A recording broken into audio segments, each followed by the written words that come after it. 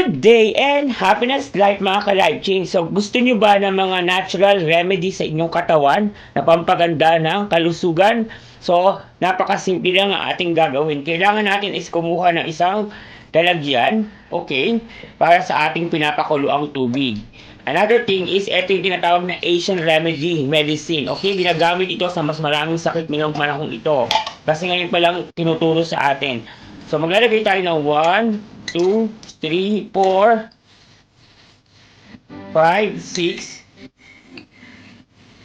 7 cloves. Okay? Pwede na yan. And then afterwards, lalagyan din natin siya ng turmeric. Ito guys, turmeric to ha. Tapos, 1 scoop lang. Ganyan. Yan. Then, antayin natin kumulo yung tubig. Yan ang ating magic drinks na talaga namang kailangan ng ating katawan. So, pag kumulo na yan guys, mainit na ang tubig, ilalagay lang natin dito ang hot water. Ayan.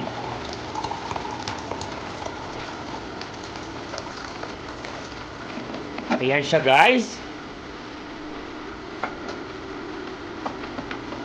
Magiging turmeric tea na siya with cloves. At ang pinaka-importante, lalagyan mo siya ng isang lemon. Okay? Then, hiwain mo lang yung lemon.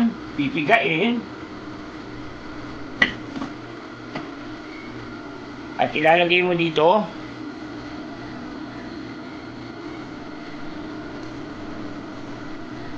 Natural remedy para sa inyong mga karamdaman sa katawan guys ha.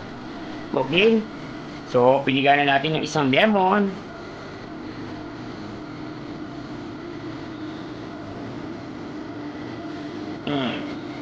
Ang kagandahan dyan, natural. Hindi mo kailangan gumastos ng malaking halaga, di ba guys? Para sa iyong natural remedy condition ng iyong body. At haluin lang natin siya. At pwede mo na siyang inumin na hot or pwede mo siyang inumin malamig. So, let's have a toast para meron siyang sariang natural dito. Okay?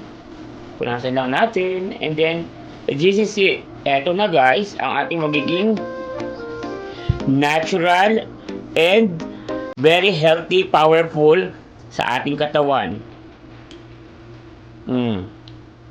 Tastes good.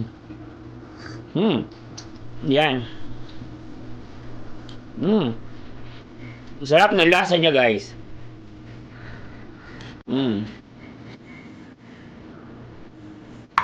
Wala na. So, nakainom na tayo ng ating artificial and natural drinks. Okay?